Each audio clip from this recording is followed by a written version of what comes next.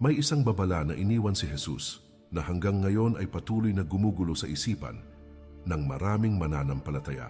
Isang pahiwatig na nagsasabing, kapag ang Israel ay tinamaan mula sa silangan at mula sa kanluran ay may mangyayaring paggalaw sa kalangitan. Marami ang nagtatanong kung ito ba ay tanda ng nalalapit na mga pangyayari na matagal nang isinulat sa banal na kasulatan. May mga propesiya sa Biblia na tila unti-unting nagkakatotoo sa ating panahon. At kung totoo nga ito, ay maaring mas malapit na tayo sa mga huling araw kaysa sa ating inaakala. Sa buong kasaysayan ng Biblia, ang Israel ay palaging nasa gitna ng plano ng Diyos. Ito ang lupain na pinili ng Panginoon upang doon ipakita ang kanyang kapangyarihan at kanyang mga pangako. Doon ipinanganak ang mga propeta na naghatid ng kanyang mga salita sa buong mundo. At doon din dumating ang tagapagligtas na si Jesus na nagbigay ng pag-asa sa sangkatauhan. Kaya hindi nakapagtataka kung bakit ang anumang mangyari sa Israel ay tila may malalim na kahulugan para sa buong mundo. Bago tayo magsimula, mga mahal kong manonood, iniimbitahan ko po kayo na mag-subscribe sa ating channel para lagi po kayong updated sa mga bagong videos na aking gagawin. Paki-like na din ito at share sa iyong mga kaibigan at baguhin natin ang ating buhay sa pamamagitan ng mga salita ng Diyos. Ang simpleng pag-subscribe at pag-share ninyo ay malaking tulong upang mas marami pang tao ang makarinig ng mga mensahe ng pananampalataya. Sa ganitong paraan ay mas marami pang puso ang maaring maabot ng salita ng Diyos. Sama-sama nating ipalaganap ang liwanag ng katotohanan sa panahong ang mundo ay puno ng pagkalito at takot. At ngayon ay sama-sama nating tuklasin ang isang misteryo na matagal nang nakasulat sa banal na kasulatan. Sa aklat ng Matthew 24 verse 27 ay sinabi, "For as the lightning comes from the east and shines even to the west, so shall also the coming of the Son of Man be." Ang talatang ito ay nagpapakita ng isang makapangyarihang larawan ng biglaang pangyayari na makikita ng buong mundo. Ipinapahiwatig nito na ang mga tanda mula sa silangan hanggang sa kanluran ay maaring magbigay babala sa nalalapit na pagbabalik ng anak ng tao. Para sa maraming mananampalataya, ito ay isang paalala na maging handa at manatiling matatag sa pananampalataya.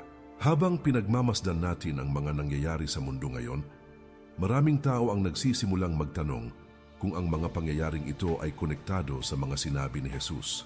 Kapag ang Israel ay nahaharap sa panganib mula sa iba-ibang direksyon, maraming naniniwala na ito ay hindi lamang simpleng pangyayari sa politika o digmaan. Para sa ilan, ito ay maaring bahagi ng mas malaking plano ng Diyos na matagal nang ipinahayag sa Biblia. At kung ang langit nga ay gagalaw tulad ng ipinahiwatig sa mga propesiya, maaring tayo ay nabubuhay sa isang napakahalagang yugto ng kasaysayan. Una, ang tanda mula sa silangan at kanluran. Maraming salita sa Biblia ang naglalaman ng mga pahiwatig tungkol sa mga darating na pangyayari sa mundo. Isa sa mga pinakakapansin-pansin na ideya ay ang pagbanggit sa silangan at kanluran bilang bahagi ng isang tanda. Sa kasaysayan ng Israel, madalas itong nasa gitna ng mga digmaan at tensyon ng mga bansa. Kapag may nangyayaring kaguluhan sa paligid ng bansang ito, napapansin ng mga mananampalataya na tila may koneksyon ito sa mga propesiya. Dahil dito, maraming tao ang nagiging mapagmatsyag sa bawat pangyayari na may kinalaman sa Israel. Ang Israel ay isang maliit na bansa, ngunit napakalaki ng papel nito sa kasaysayan ng pananampalataya. Dito naglakad ang mga propeta at dito rin ipinanganak si Jesus na tagapagligtas ng mundo. Sa bawat pahina ng Biblia, makikita kung paano ginamit ng Diyos ang bansang ito upang ipakita ang kanyang plano sa sangkatauhan. Kaya kapag may banta o digmaan na nagmumula sa iba-ibang direksyon, maraming naniniwala na may mas malalim itong kahulugan. Para sa ilan, ito ay maaaring isang paalala na ang mga salita ng Diyos ay patuloy na gumagalaw sa kasaysayan. Sa aklat ng Matthew 24 verse 27 ay ganito ang sinasabi, "For as the lightning comes from the east and shines even to the west, so shall also the coming of the Son of Man be." Ang talatang ito ay naglalarawan ng isang pangyayaring biglaan at makikita ng buong mundo. Ipinapakita nito na ang kilos ng Diyos ay maaring mangyari ng mabilis at hindi inaasahan. Para sa mga mananampalataya, ito ay paalala na maging handa sa anumang oras. Ang kidlat na binanggit sa talatang ito ay sumisimbolo sa kapangyarihan at liwanag ng Diyos. Kapag ang liwanag ay sumiklab mula sa silangan hanggang sa kanluran, ito ay nakikita ng lahat. Ganito rin ang larawan ng pagbabalik ng anak ng tao ayon sa mga salita ni Jesus. Walang sino man ang makakapagtago o makakaiwas sa araw na iyon. Ito ay magiging malinaw at makapangyarihang pagpapakita ng presensya ng Diyos. Sa pag-unawa ng maraming mananampalataya, ang mga pangyayari sa paligid ng Israel ay hindi lamang simpleng balita ng mundo. Ito ay maaaring bahagi ng mas malaking kwento na matagal nang ipinahayag sa Biblia. Kapag may tensyon mula sa silangan at kanluran, maraming tao ang nagiging mapagnilay sa kanilang pananampalataya. Ito ay nagiging paalala na ang kasaysayan ng mundo ay nasa ilalim pa rin ng kapangyarihan ng Diyos. At para sa bawat mananampalataya, ito ay panawagan na manatiling gising sa espiritual na katotohanan. Ikalawa, ang babala tungkol sa mga bansa na liligid sa Israel. Sa maraming bahagi ng Biblia binanggit na darating ang panahon na ang Israel ay haharap sa matinding pagsubok mula sa mga bansa sa paligid nito. Ang ideyang ito ay hindi lamang simpleng hula, kundi isang babala na paulit-ulit na makikita sa mga banal na kasulatan. Kapag ang mga bansa ay nagsimulang magtipon laban sa Israel, maraming mananampalataya ang naniniwala na ito ay may espiritual na kahulugan. Hindi lamang ito tungkol sa politika o kapangyarihan ng mga bansa. Para sa ilan, ito ay isang paalala na ang plano ng Diyos ay patuloy na gumagalaw sa likod ng mga pangyayari sa mundo. Ang Israel ay madalas ilarawan sa Biblia bilang isang bayan na pinili ng Diyos upang ipakita ang kanyang mga pangako. Dahil dito, maraming beses itong naging sentro ng alitan sa kasaysayan. May mga digmaan at tensyon na tila paulit-ulit na bumabalik sa lupaing ito. Sa bawat pagkakataon na ito ay nangyayari, maraming tao ang nagbabalik sa mga pahina ng Biblia upang maghanap ng kahulugan. Ang kanilang layunin ay maunawaan kung ang mga pangyayaring ito ay bahagi ng mas malaking plano ng Diyos. Sa aklat ng Zechariah 12 verse 3 ay ganito ang sinasabi, "And in that day will I make Jerusalem a burdensome stone for all people. All that burden themselves with it shall be cut in pieces, though all the people of the earth be gathered together against it." Ang talatang ito ay nagpapakita ng larawan ng Jerusalem bilang isang lungsod na magiging sentro ng alitan ng maraming bansa. Ipinapahiwatig nito na darating ang panahon na maraming bansa ang magtutuon ng kanilang pansin sa lugar na ito.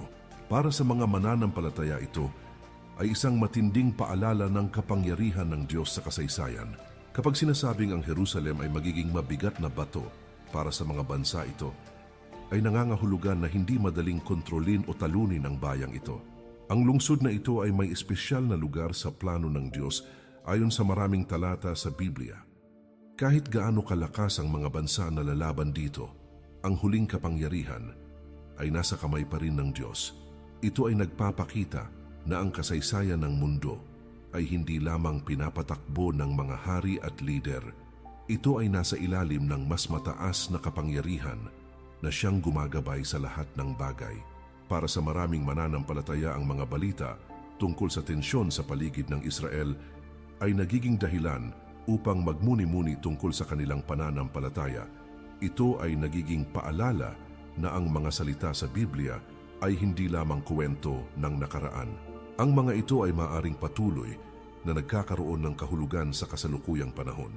Dahil dito, maraming tao ang nagdarasal para sa kapayapaan ng Jerusalem at ng buong mundo. Sa kanilang puso nananatili ang paniniwala na ang Diyos ang may huling salita sa lahat ng mangyayari. Ikatlo, ang pagkilos ng langit bilang tanda ng Diyos. Sa maraming bahagi ng Biblia, ang langit ay ginagamit bilang simbolo ng kapangyarihan at presensya ng Diyos. Kapag may mga kakaibang pangyayari sa kalangitan, madalas itong itinuturing na tanda ng isang mahalagang mensahe. Sa kasaysayan ng pananampalataya, maraming mananampalataya ang naniwala na ang Diyos ay nagsasalita sa pamamagitan ng mga tanda sa langit. Ang mga pangyayaring ito ay nagiging dahilan upang ang mga tao ay magmuni-muni tungkol sa kanilang buhay at pananampalataya. Ito ay nagpapaalala na ang Diyos ay hindi lamang kumikilos sa lupa, kundi maging sa kalangitan. Ang ideya ng paggalaw ng langit ay makikita sa maraming propesya na nakasulat sa Biblia. Ito ay madalas na nauugnay sa mga panahon ng pagbabago o sa pagdating ng mga mahalagang pangyayari sa kasaysayan. Kapag ang kalangitan ay tila nagkakaroon ng kakaibang tanda ang mga tao, ay nagsisimulang magtanong tungkol sa kahulugan nito. Para sa maraming mananampalataya, ang mga ganitong pangyayari ay nagiging paalala na ang Diyos ay patuloy na gumagabay sa mundo. Ito ay isang paanyaya upang ang bawat isa ay magbalik loob sa Panginoon. Sa aklat ng Luke 21 verse 25 ay ganito ang sinasabi, "And there shall be signs in the sun and in the moon and in the stars, and upon the earth distress of nations, with perplexity the sea, and the waves roaring." Ang talatang ito ay nagpapakita na ang kalangitan ay maaring magkaroon ng mga tanda na makikita ng buong mundo. Ipinapahiwatig nito na ang mga pangyayaring ito ay kasabay ng kaguluhan at pagkalito ng mga bansa sa lupa. Para sa mga mananampalataya, ito ay isang babala na ang mundo ay papasok sa isang mahalagang yugto ng kasaysayan. Kapag ang araw, buwan at mga bituin ay binanggit sa mga propesiya, ito ay kadalasang simbolo ng malalaking pagbabago. Ang mga ito ay hindi lamang simpleng bahagi ng kalikasan, kundi ginagamit upang ipakita ang kapangyarihan ng Diyos. Sa tuwing may kakaibang pangyayari sa kalangitan, maraming tao ang nagsisimulang magtanong tungkol sa mga salita sa Biblia. Ito ay nagiging sandali ng pagninilay para sa maraming puso na naghahanap ng katotohanan. Sa ganitong paraan, ang mga tanda sa langit ay nagiging paalala ng presensya ng Diyos. Para sa maraming mananampalataya, ang paggalaw ng langit ay hindi lamang isang misteryo ng kalikasan. Ito ay maaaring paalala na ang Diyos ay may mas malalim na layunin sa kasaysayan ng mundo. Ang bawat tanda ay nagiging paanyaya upang ang mga tao ay magbalik sa pananampalataya. Ito rin ay nagiging pagkakataon upang alalahanin ang mga pangako ng Diyos sa kanyang mga anak. Sa puso ng bawat mananampalataya, nananatili ang pag-asa na ang lahat ng bagay ay nasa ilalim ng kanyang kapangyarihan. Ika-4, ang panawagan na manatiling gising sa pananampalataya. Sa maraming pagkakataon, pinaalalahanan ni Jesus ang kanyang mga tagasunod na manatiling gising at handa sa espiritual na buhay. Ang panawagang ito ay hindi lamang para sa mga tao noong unang panahon, kundi para din sa mga mananampalataya sa kasalukuyan. Habang ang mundo ay nagiging mas magulo at puno ng ibang balita, ang puso ng tao ay madaling madala ng takot at pagkalito. Ngunit ang mga salita ni Jesus ay nagbibigay ng paalala na ang tunay na lakas ay nagmumula sa pananampalataya sa Diyos.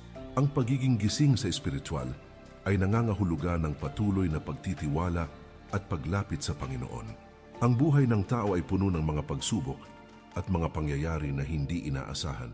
May mga panahon na ang mga tao ay nagiging abala sa mga bagay ng mundo at nakakalimot sa kanilang relasyon sa Diyos. Sa ganitong mga sandali, mahalagang balikan ang mga paalala na matatagpuan sa Biblia. Ang mga salitang ito ay nagsisilbing gabay upang hindi mawala ang direksyon ng ating pananampalataya. Ito ay nagpapaalala na ang bawat araw ay pagkakataon upang lumapit sa Panginoon. Sa aklat ng Matthew 24 verse 42 ay ganito ang sinasabi, "Watch therefore, for you know not what hour your Lord does come."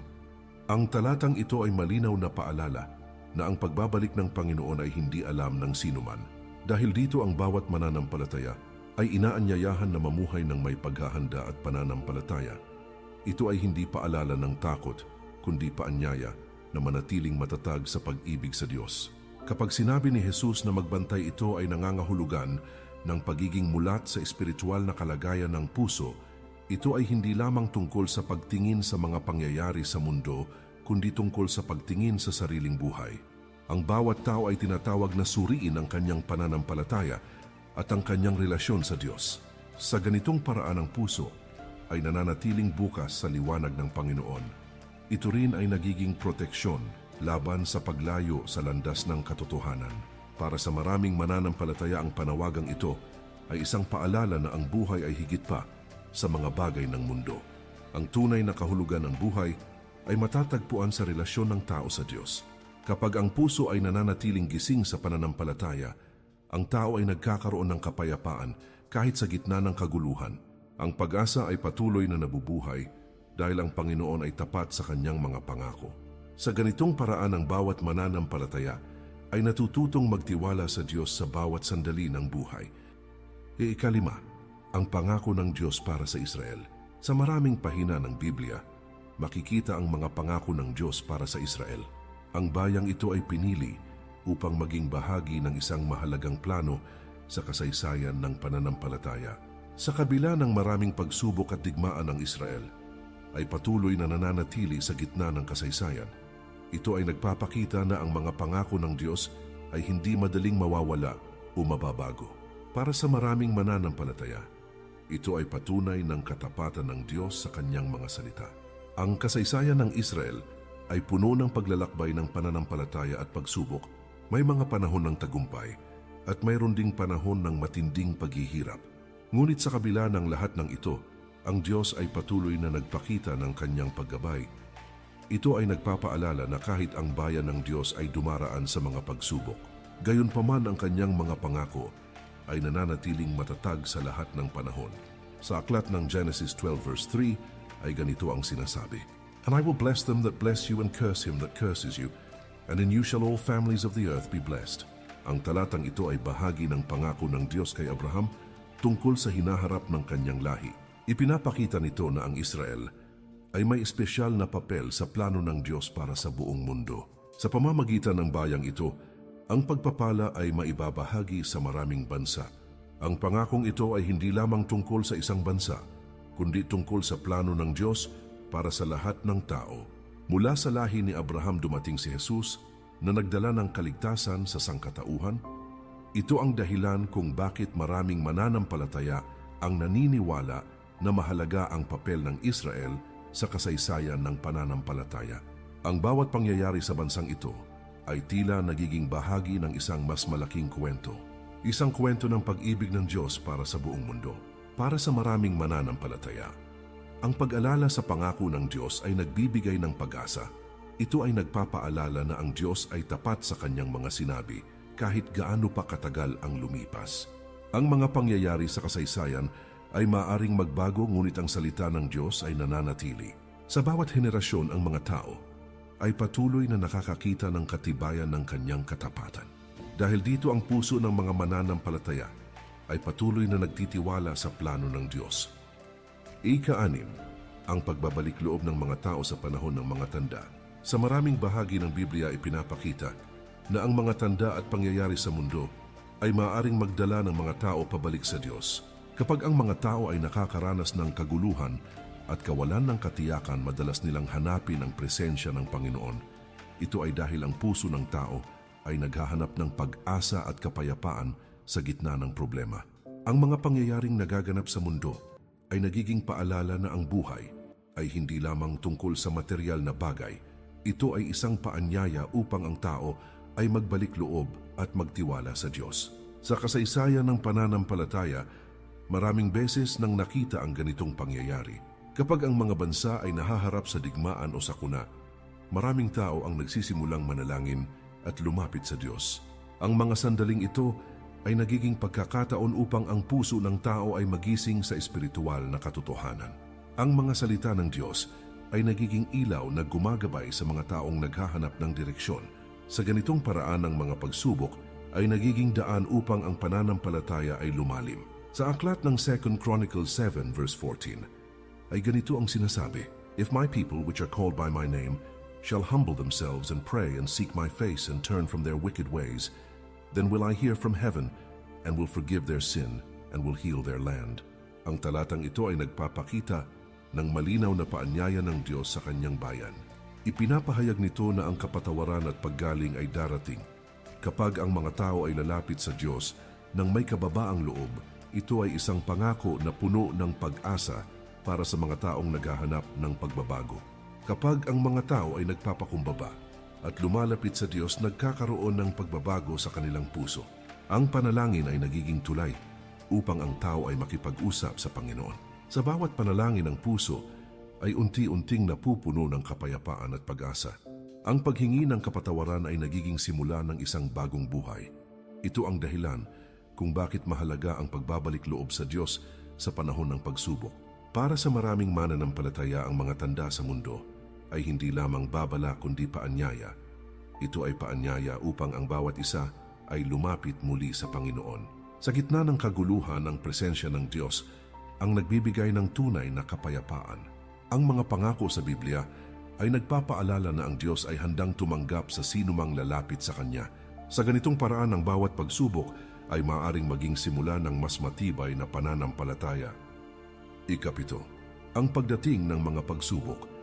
Bago ang dakilang pagbabago, sa maraming bahagi ng Biblia ipinapakita na bago dumating ang mga dakilang pagbabago, ay may mga panahon muna ng matinding pagsubok. Ang mga sandaling ito ay madalas na nagdudulot ng takot at pagkalito sa maraming tao. Ngunit para sa mga mananampalataya, ang mga pagsubok na ito ay hindi lamang simpleng pangyayari. Ito ay maaaring bahagi ng mas malalim na plano ng Diyos sa kasaysayan ng mundo. Ang bawat pagsubok ay nagiging paalala na ang pananampalataya ay kailangang manatiling matatag. Ang kasaysayan ng sangkatauhan ay puno ng mga digmaan at mga alitan sa pagitan ng mga bansa. Sa bawat panahon, ang mga tao ay nakakaranas ng mga pangyayaring nagdudulot ng pangamba. Kapag ang mga balita tungkol sa tensyon at digmaan ay kumakalat, maraming tao ang nagsisimulang magtanong tungkol sa kinabukasan. Ang ganitong mga sandali ay nagiging pagkakataon upang ang mga tao ay maghanap ng sagot sa mga salita ng Biblia. Dito nila natatagpuan ang mga paalala na ang Diyos ay patuloy na gumagabay sa kasaysayan. Sa aklat ng Matthew 24 verse 6 ay ganito ang sinasabi, "And you shall hear of wars and rumors of wars, see that you be not troubled, for all these things must come to pass, but the end is not yet." Ang talatang ito ay nagsasabi na ang mga digmaan at balita tungkol sa digmaan ay bahagi ng mga pangyayaring mararanasan ng mundo. Gayunpaman, malinaw din na ipinapahayag na ang mga ito ay hindi pa ang katapusan. Ito ay paalala na ang plano ng Diyos ay mas malawak kaysa sa mga pangyayari na nakikita ng tao. Kapag naririnig ng mga tao ang mga balita tungkol sa digmaan, madalas silang nakakaramdam ng takot. Ngunit ang mga salita ni Jesus ay nagbibigay ng kakaibang pananaw sa mga pangyayaring ito. Sa halip na mawalan ng pag-asa ang mga mananampalataya, ay inaanyayahan na magtiwala sa Diyos. Ang mga pangyayari sa mundo ay hindi kailanman makakapigil sa katuparan ng Kanyang plano. Ito ay nagbibigay ng lakas ng loob sa mga taong nananalig sa Kanya. Para sa maraming mananampalataya, ang mga pagsubok na ito ay nagiging pagkakataon upang palalimin ang kanilang pananampalataya. Ang bawat hamon ay nagiging paalala na ang tunay na kapayapaan ay nagmumula sa Diyos. Habang ang mundo ay dumaraan sa mga mahihirap na panahon, ang puso ng tao ay natutong umasa sa Panginoon. Ito ay nagiging sandali upang alalahanin ang Kanyang mga pangako sa Biblia. Sa ganitong paraan, ng pananampalataya ay nagiging ilaw na gumagabay sa gitna ng kadiliman. Ikawalo, ang kapangyarihan ng panalangin para sa kapayapaan ng Jerusalem. Sa buong kasaysayan ng Biblia, ang Jerusalem ay may napaka-espesyal na lugar sa puso ng maraming mananampalataya. Ito ang lungsod kung saan naglakad ang mga propeta at kung saan ipinahayag ang maraming salita ng Diyos. Dito rin naganap ang maraming mahalagang pangyayari sa buhay ni Jesus. Dahil dito, ang lungsod na ito ay patuloy na naging sentro ng panalangin ng mga mananampalataya sa buong mundo. Maraming tao ang naniniwala na ang kapayapaan ng Jerusalem ay may kaugnayan sa kapayapaan ng buong mundo. Sa tuwing may tensyon o kaguluhan na nagaganap sa paligid ng Jerusalem, maraming puso ang nagkakaisa sa panalangin. Ang panalangin ay nagiging paraan upang ipakita ang pagtitiwala ng tao sa kapangyarihan ng Diyos. Sa halip na mawalan ng pag-asa, ang mga mananampalataya ay lumalapit sila sa Panginoon upang humingi ng gabay. Ang ganitong mga sandali ay nagpapaalala na ang Diyos ang may tunay na kapangyarihan sa lahat ng bansa. Ang bawat panalangin ay nagiging pagpapahayag ng pananampalataya sa Kanyang plano. Sa aklat ng Psalms 122 verse 6 ay ganito ang sinasabi, "Pray for the peace of Jerusalem, they shall prosper that love you." Ang talatang ito ay isang malinaw na panawagan para sa mga mananampalataya na ipanalangin ang kapayapaan ng lungsod. Ipinapahiwatig nito na ang mga taong nagmamahal at nagdarasal para sa Jerusalem ay makakatanggap ng pagpapala. Ito ay paalala na ang panalangin ay may mahalagang papel sa buhay ng pananampalataya. Kapag ang isang tao ay nananalangin, hindi lamang siya nagsasalita kundi siya ay naglalagay ng kanyang tiwala sa Diyos. Ang panalangin ay nagiging tulay upang ang puso ng tao ay makalapit sa presensya ng Panginoon. Sa bawat panalangin ang takot ay napapalitan ng pag-asa at kapayapaan. Ito ang dahilan kung bakit ang panalangin ay mahalagang bahagi ng buhay ng isang mananampalataya. Sa pamamagitan nito ang tao ay natututong ipagkatiwala ang lahat sa Diyos. Para sa maraming mananampalataya ang panalangin para sa Jerusalem ay hindi lamang tradisyon. Ito ay isang paraan upang makiisa sa plano ng Diyos para sa mundo. Habang ang mga bansa ay dumaraan sa iba-ibang pagsubok, ang panalangin ay nagiging liwanag ng pag-asa. Ito ay nagpapaalala na ang Diyos ay nakikinig sa mga pusong lumalapit sa Kanya. Sa ganitong paraan ang pananampalataya ay patuloy na nagbibigay lakas sa mga taong nananalig sa Panginoon. Ikasiyam, ang pangako ng pagbabalik ng anak ng tao. Sa maraming bahagi ng Biblia ipinangako na darating ang araw na muling babalik ang anak ng tao. Ang pangakong ito ay nagbibigay ng pag-asa sa puso ng maraming mananampalataya sa buong mundo. Habang ang mundo ay dumaraan sa iba-ibang pagsubok, ang pangakong ito ay nagiging ilaw na gumagabay sa pananampalataya ng tao. Ito ay nagpapaalala na ang kasaysayan ng mundo ay may patutunguhan ayon sa plano ng Diyos. Ang pagbabalik ng Panginoon ay isa sa pinakamahalagang pag-asa ng pananampalatayang Kristiyano. Sa mga unang panahon, ang mga tagasunod ni Jesus ay patuloy na nabuhay na may pananabik sa kanyang pagbabalik. Ang kanilang pananampalataya ay naging matatag kahit sa gitna ng pag-uusig at paghihirap. Naniniwala sila na ang mga pangako ng Diyos ay tiyak na matutupad sa tamang panahon. Ang paniniwalang ito ay nagbigay sa kanila ng lakas upang manatiling tapat sa kanilang pananampalataya. Hanggang ngayon ang parehong pag-asa ay patuloy na buhay sa puso ng maraming mananampalataya. Sa aklat ng Acts 1 verse 11 ay ganito ang sinasabi, "This same Jesus which is taken up from you into heaven shall so come in like manner as you have seen him go into heaven." Ang talatang ito ay nagsasalita tungkol sa pangako na si Jesus ay muling babalik. Ipinapakita nito na ang kanyang pag-alis ay hindi ang katapusan ng kanyang gawain sa mundo. Sa halip, ito ay paghahanda para sa isang dakilang pagbabalik na makikita ng lahat. Ang pangakong ito ay nagbibigay ng malalim na kahulugan sa buhay ng mga mananampalataya.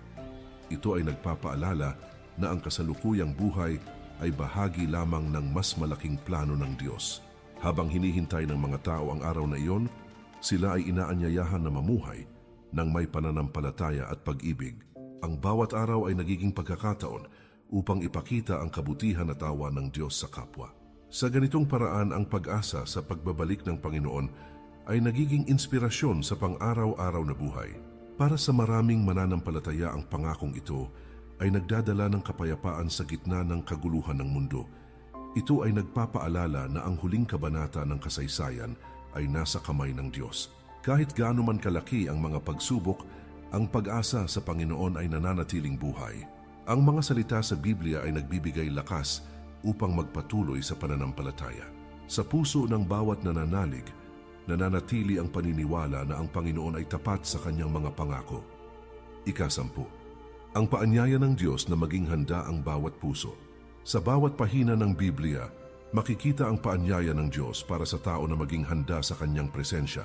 Ang mga salita ng mga propeta at ni Jesus ay puno ng paalala na ang buhay ng tao ay may mas malalim na layunin.